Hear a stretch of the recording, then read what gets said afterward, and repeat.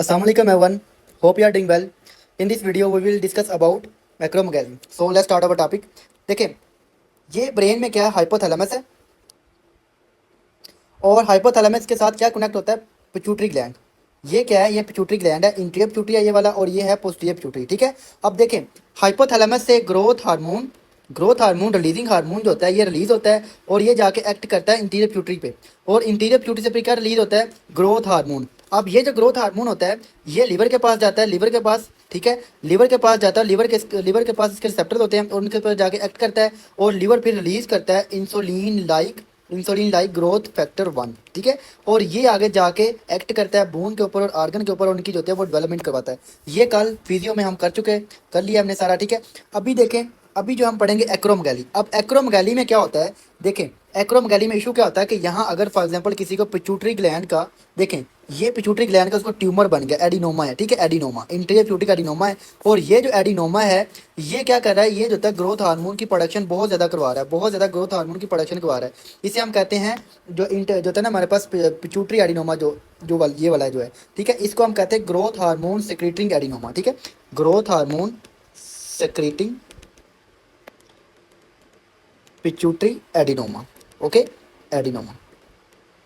ठीक है, अब ये ग्रोथ हार्मोन की बहुत ज़्यादा प्रोडक्शन करवा रहा है। ये जो ग्रोथ हार्मोन है ये लिवर के पास जा रहा है, सारे लिवर के पास जा रहा है, लिवर को प्रोटेक्ट कर रहा है और जैसे इंसुलिन लाइक ग्रोथ फैक्टर बन रहा है, इंसुलिन लाइक ग्रोथ फैक्टर बन रहा है। अब ये जाता है, ये जाके करवाता है, ये बून को प्रोटेक्ट करता है, बून के जो है उनकी जो ग्रोथ है उनको जो है वो बून को इनलार्ज कर देता है। ठीक है, उसके अलावा और क्या करता है, जो और जाके ये जो होता है हमारे पास आर्गन पे जाता है और आर्गन का जो साइज़ है उनको इनलार्ज कर देता है। तो देखें फिर इसके सिम्टम्स किस तरह के आते हैं, ग्रोथ हार्मोन जो होता है हमारे पास एडिनोमा पिट्यूटरी ग्लैंड का। तो देखें यहाँ पर देखें कि जिसको ग्रोथ हार्मोन सिक्रेटिंग ट्यूमर होता है, और एक्रोमेगाली हम तब कहते हैं अगर जो अडल्ट में हो। अगर ये बच्चों में हो जिसका अभी एपिफाइजल जो ग्रोथ प्लेट है वो क्लोज ना आई हो तो उसको हम कहते हैं जिंजाइटिज्म। ठीक है, वो हम बाद में पढ़ते हैं। तो देखिए ये होता है पिट्यूटरी एडिनोमा की वजह से। अब देखें होता क्या है, इसके सिम्टम्स क्या आते हैं, इसके सिम्टम्स देखें, उसकी टंग होती है, आर्गन का जो साइज़ है वो इनलार्ज करता है, तो टंग उसकी क्या हो जाती है, इनलार्ज टंग होती है। ये देखें एक पर्सन है, ठीक है, अब इसमें किस तरह के सिम्टम्स आते हैं, एक पर्सन है उसकी जो टंग होती है, यहाँ पे जो टंग है टंग इनलार्ज हो जाती है। ठीक है, टंग इनलार्ज होती है। ओके, उसके अलावा और क्या होता है, टंग लार्ज होगी, और यहाँ पे जो होते हैं ना, यहाँ पे ये देखें, ये जो है ना फीमेल, ये फीमेल देखें, इसकी ये जो होती है ये पिक्चर देखें, और ये जो पिक्चर है इसमें क्या है, उसको एडिनोमा में देखें, ये जो उसके होते हैं ना हमारे पास जो होते हैं फरोज होते हैं, जो फरोज होते हैं ये वाले, ये डीप हो जाते हैं, ये सारे जो फरोज होते हैं ना यहाँ पे जो होते हैं वो फोल्ड से बन रहे होते हैं, इन्हें हम कहते हैं फरोज, और ये डीप होते हैं। तो एक और यहाँ पे पॉइंट लिख लें, ये जो होते हैं ना हमारे पास फरोज होते हैं, डीप फरोज होते हैं, इसमें क्या होते हैं, डीप फरोज होते हैं। ओके, उसके अलावा उसका जो हेड होता है, उसकी जो ये स्कल है, स्कल का जो बूंद है, ये बूंद का जो होती है इसकी डेवलपमेंट होती है, इसकी ग्रोथ होती है, जिसकी वजह से क्या होता है, जिसकी वजह से जो स्कल का साइज है इनलार्ज हो जाता है, उसका जो फ्रंट है, उसकी फ्रंट जो होता है, फ्रंट का साइज इनलार्ज जब होगा उसे हम कहते हैं फ्रंटल बूजिंग, उसे हम क्या कहते हैं, फ्रंटल बूजिंग होती है। ओके, फ्रंटल बूजिंग होती है। और इसके अंदर देखें, और इसके अंदर कौन से सिम्टम्स आते हैं, तो देखें फ्रंटल बूजिंग होगी उसको। अब देखें उसके जो हैंड और फीट होंगे, अब इनका भी साइज इंक्रीज करेगा, हैंड और फीट होंगे, अब ये देखें हैंड और फीट होंगे ये इनलार्ज हो जाएंगे। ठीक है, उसके हैंड और फीट होंगे वो इनलार्ज होंगे, हैंड और फीट होंगे उसके वो इनलार्ज होंगे। ठीक है, तो ये भी आपने पॉइंट याद रखना है, हैंड और फीट होंगे वो इनलार्ज कर जाएंगे इसके अंदर। अब और क्या होगा, उसका जो हार्ट होगा, हार्ट की हाइपरट्राफी हो जाएगी, जो हार्ट होगा उसकी हाइपरट्राफी होगी। ठीक है, और ये जो होता है ना हार्ट, ये एमसीक्यू आता है कि most common cause of death क्या है एक्रोमेगाली के पेशेंट में, तो आपने कहना है जो होती है ना heart failure due to the hypertrophy of the heart. ठीक है, हार्ट फेलियर होता है ड्यू टू कार्डियोमेगाली या हाइपरट्राफी। ठीक है, कार्डियोमेगाली ड्यू टू हाइपरट्राफी जो होती है हमारे पास कार्डियोमेगाली होती है इसमें। ठीक है, due to cardiomegaly in large heart हो जाता है। ठीक है, तो देखें ड्यू टू कार्डियोमेगाली की जो होती है हार्ट फेलियर होता है, हार्ट जो साइज इनलार्ज कर देता है, कार्डियोमेगाली। ठीक है, अब उसके बाद देखें और क्या फीचर्स आते हैं इसके अंदर, और देखें इसकी जो होती है ना, इसको स्वेटिंग बहुत ज़्यादा होती है, स्वेटिंग, ग्रोथ हार्मोन जो होता है, अब ग्रोथ हार्मोन जो होता है ये क्या करवाता है, इसकी जो होती है ग्रोथ हार्मोन जो होता है अब जो होता है मसल, मसल के ऊपर जो होता है ना, मसल को बिल्ड करता है, तो उसकी होती है, उसकी स्वेटिंग बहुत ज़्यादा होती है। इसमें क्या होती है, इसमें स्वेटिंग होती है, इसमें क्या होती है, स्वेटिंग जो होती है वो बहुत ज़्यादा होती है, स्वेटिंग होती है।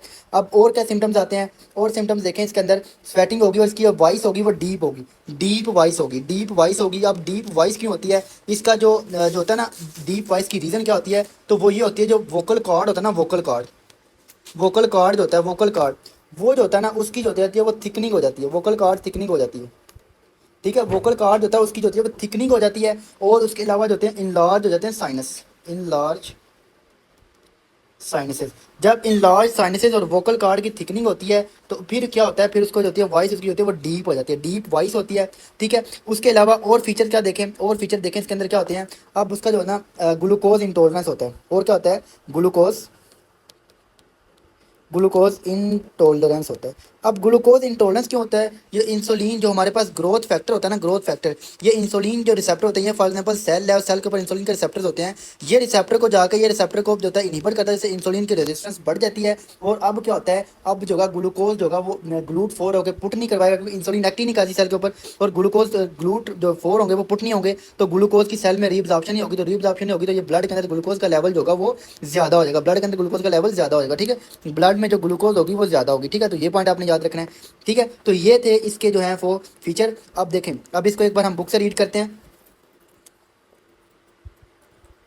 तो देखें, जो इसमें होता क्या है, उसकी लार्ज टंग होती है, डीप फरोज होते हैं, ये वाले इसके जो फरोज हैं ये डीप हो जाते हैं। ठीक है, ये जो फोल्डिंग होती है, उसके अलावा देखें फ्रंटल बुजिंग होती है, और जो होते हैं ना फेशियल जो फीचर होते हैं वो उसके प्रोमिनेंट होते हैं, कोर्सनिंग या प्रोमिनेंट एजिंग उसको जो होती है वो पेशेंट हमें एजिंग उसकी जो होती है ना वो इस तरह लगता है उसकी एज बहुत ज़्यादा हो चुकी है। ठीक है, डीप वॉइस होती है, डायफ्रेस होता है, उसको एक्सेसिव स्वेटिंग होती है, और हाइपरट्राफी होती है, हाइपरट्राफिक आर्थ्रोपैथी होती है। ठीक है, उसके जो होते हैं हमारे पास आर्थ्रोपैथी होती है, इनलार्ज उसके जो जॉइंट होते हैं हाइपरट्राफी हो जाती है उनकी। उसके बाद देखें इम्पेयर्ड ग्लूकोज इंटॉलरेंस, तो ग्लूकोज का लेवल बॉडी के अंदर ज़्यादा हो जाता है, तो ये पॉइंट आपने याद रखना, इंसुलिन रेजिस्टेंस की वजह से हाइपर टेंशन होता है, तो इसकी क्या रीज़न होती है, हाइपरट्राफिक कार्डियोमायोपैथी से। ठीक है, हाइपरट्राफिक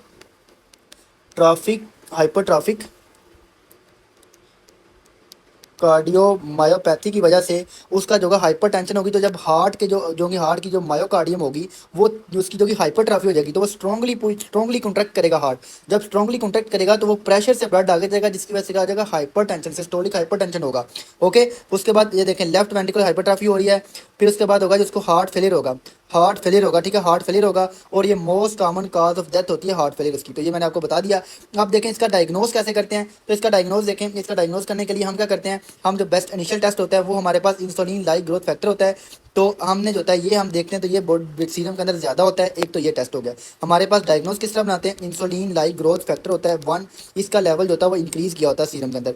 सेकंड हमारे पास जो मोस्ट एक्यूरेट टेस्ट होता है, मोस्ट एक्यूरेट जो टेस्ट होता है वो क्या होता है, तो वो जो हम करते हैं, हम ग्लूकोज टॉलरेंस टेस्ट करते हैं। ठीक है, ग्लूकोज टॉलरेंस टेस्ट करते हैं, तो ये क्या होता है, इसमें हम जो होता है पेशेंट को 200 mg जो होता है वो ग्लूकोज देते हैं। देन उसके बाद आफ्टर आफ्टर 2 आवर हमने जो होता है उसका जो चेक करते हैं ग्रोथ हार्मोन, क्या चेक करते हैं, ग्रोथ हार्मोन। ग्रोथ हार्मोन हमें पता है कि जो ग्लूकोज है, ग्लूकोज का क्या फंक्शन है, ग्लूकोज जो है, ये ग्लूकोज जो है ये एक्ट करती है जाके किसके ऊपर, ये हाइपोथैलेमस है और ये हमारे पास पिट्यूटरी है। ठीक है, इसके ऊपर जाके एक्ट करती है, और इससे जो होता है, और इंटीरियर पिट्यूटरी के ऊपर जाके एक्ट करती है, और इससे क्या होता है, ग्रोथ हार्मोन की प्रोडक्शन को कम करवाती है, सिक्रीशन को कम करवाती है। ठीक है, जो ग्लूकोज होती है, तो जब हम ग्लूकोज देंगे तो नॉर्मली तो ये होना चाहिए कि ये ग्लूकोज जो है ग्रोथ हार्मोन जो होता है उसकी सिक्रीशन को कम करवा दे, तो सीरम के अंदर ग्लूकोज जो ग्रोथ हार्मोन का लेवल कम होना चाहिए।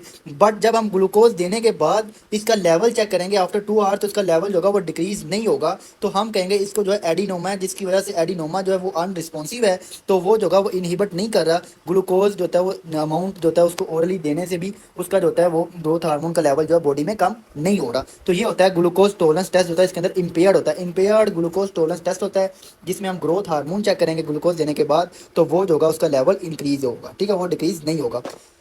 उसके बाद क्या करते हैं, हम पिट्यूटरी का जो होता है वो हम करवानी होती है, एमआरआई करवाते हैं। एमआरआई करवा के हमने देखना होता है, हमने जो होता है एमआरआई करवाते हैं ब्रेन की पिट्यूटरी को देखने के लिए, तो हमें जो है वो उधर जो होता है वो एडिनोमा मिल जाता है, तो फिर उसके बाद हमने इसका जो ट्रीटमेंट है वो करते हैं। तो अब इसका ट्रीटमेंट क्या है, ट्रीटमेंट ऑप्शन हमारे पास क्या है, तो ट्रीटमेंट में देखें हमारे पास, हम या तो सर्जरी करते हैं, सर्जरी में क्या होती है, ट्रांसफिनाइडल जो होता है हमारे पास रिसेक्टमी करते हैं। ठीक है, ट्रांसफिनाइडल होती है, ट्रांसफिनाइडल सर्जिकल रिसेक्शन।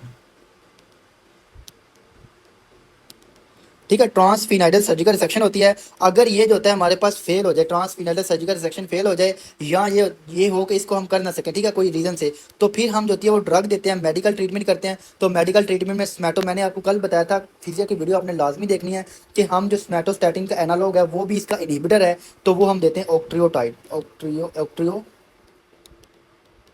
ऑक्ट्रोटाइड देते हैं, ठीक है। उसके अलावा ग्रोथ हार्मोन जो रिसेप्टर्स होते हैं ना, रिसेप्टर, ये भी हम दे सकते हैं, रिसेप्टर इनहिबिटर दे दो, डायरेक्ट उसके रिसेप्टर ही इनहिबिट कर दो। तो वो हमारे पास जो ड्रग होती है वो कौन सी है, वो पेग वीजोमेंट है, ठीक है, पेग वीजोमेंट।